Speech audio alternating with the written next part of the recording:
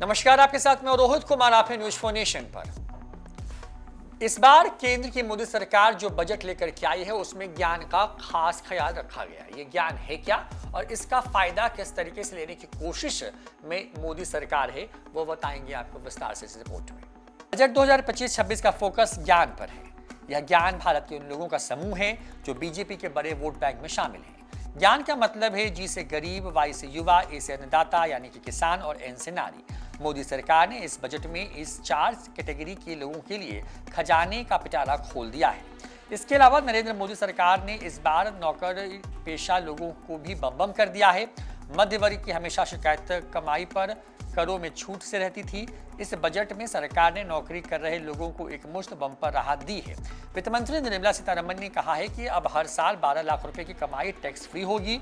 Budget पेश करते हुए वित्त मंत्री ने कहा कि इस बजट में प्रस्तावित विकास उपाय गरीब, युवा, अन्नदाता और नारी को ध्यान में रखकर बनाए गए हैं और ये 10 क्षेत्र में फैले हैं। इस बजट में गरीब, मिडिल क्लास और किसानों को तोहफा दिया गया है।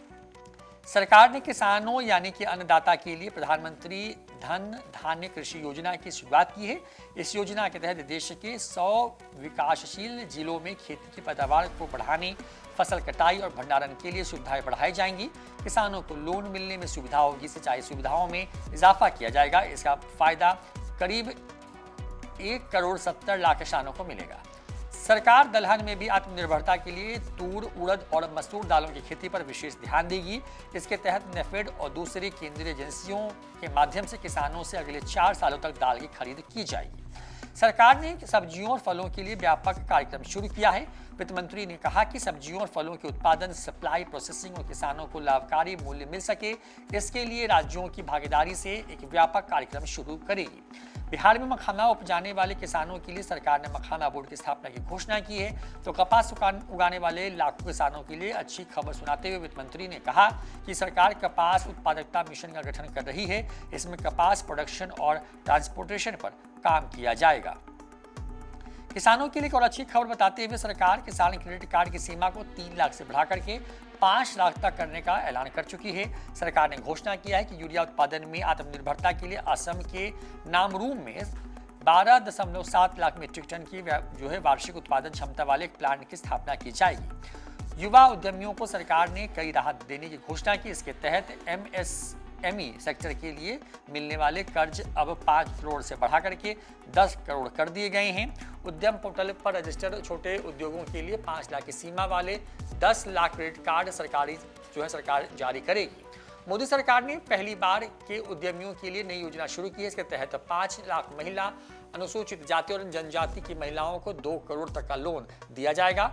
देश भर की महिलाओं को आंगनबाड़ी योजना के तहत देश भर में 8 करोड़ से अधिक बच्चों और 1 करोड़ गर्भवती महिलाओं को पौष्टिक भोजन दिया जाएगा। सरकार ने बच्चों में जिज्ञासा और नवाचार की भावना पैदा करने के लिए अगले 5 साल में सरकारी स्कूलों में 50,000 अटल टिकरिंग लैब स्थापित करने की घोषणा की है। सरकारी माध्यमिक स्कूलों और प्राथमिक स्वास्थ्य केंद्रों को सरकार भारत नेट परियोजनाओं के तहत ब्रॉडबैंड कनेक्टिविटी से जोड़ेगी। मेडिकल कॉलेज में सरकार ने 10,000 सीटें बढ़ाने का ऐलान किया है। इससे देश में हर साल अब 10,000 नए डॉक्टर बन पाएंगे। कैंसर जैसी भयावह बीमारी से जूझ रहे लोगों और परिवारों को राहत देने के लिए सरकार अगले 3 सालों में सभी जिला अस्पतालों में केयर कैंसर केंद्र बनाएगी। 2025 से 26 में ही ऐसे 200 केंद्र बनाए जाएंगे। मध्य वर्ग की हवाई यात्रा के सपने को उड़ान देते हुए सरकार ने अगले 10 सालों में 120 स्थानों को एयर कनेक्टिविटी से जोड़ने का फैसला लिया है। इससे 4 करोड़ यात्री वो लाभान्वित होंगे। वित्त मंत्री कई वस्तुओं पर कस्टम ड्यूटी में कटौती की घोषणा भी उन्होंने की है, जिसमें कुछ चीजों के दाम कम होने की उम्मीद है। ये चीजें हैं जिसमें इलेक्ट्रॉनिक्स दवाइयाँ, 36 जीवन रक्षक दवाएं, कैंसर की दवाएं, इलेक्ट्रिकल गाड़ी, mobile phone, mobile battery, leather goods और LED टीवी जैसी चीजें शामिल हैं। इस घोषणा के बाद आम आदमी काफी राहत की उम्मीद कर रहा है। मिडिल क्लास के लिए बजट की सबसे बड़ी घोषणा आयकर के लिए सीमा निर्धारण में बड़ी छूट है। वित्त मंत्री निर्मला सीतारमण ने कहा है कि मुझे यह घोषणा करते हुए प्रसन्नता हो रही है कि नई कर व्यवस्था के तहत 12 लाख रुपए तक की आय पर कोई कर नहीं लगेगा। जो लोग वेतनभोगी कर्मचारी हैं उनके लिए यह सीमा 75,000 के स्टैंडर्ड डिडक्शन के साथ 12.75 लाख हो जाएगी, यानी कि अब 12,75,000 तक आय कर मुक्त होगी। इस बजट पर प्रतिक्रिया देते हुए प्रधानमंत्री नरेंद्र मोदी ने कहा था कि भारत के विकास यात्रा का ये बजट है और एक महत्वपूर्ण पड़ाव है। 140 करोड़ भारतीयों की आकांक्षाओं का बजट है। ये मोदी ने कहा कि हमने कई सेक्टर ये विकसित भारत के मिशन को डाइव करने वाला है और ये बजट फोर्स मल्टीप्लायर में है, ये कहना है। तो ये पूरे बजट के अंदर में क्या क्या चीज़ें थी, क्या क्या घोषणाएं की गई थी, इसका नफा नुकसान किसको होने वाला, ये तमाम चीज़ें। लेकिन केंद्र में जो है ज्ञान ही था, यानी कि गरीब के साथ साथ युवा, किसान और साथ ही साथ जो महिलाएं, उनको फोकस करके इस बार का बजट जो है वो सरकार लेकर के आई। अब देखना होगा कि जो बीजेपी का अपना वोटर है, जो कि मिडिल क्लास में माना जाता है, जो गरीब माना जाता है, वो कितना उसके साथ आने वाले राज्यों में जब चुनाव होंगे तो उसके साथ खड़ी नजर आती है। फिलहाल इतना ही, देखते रहिए न्यूज़4 नेशन। नमस्कार।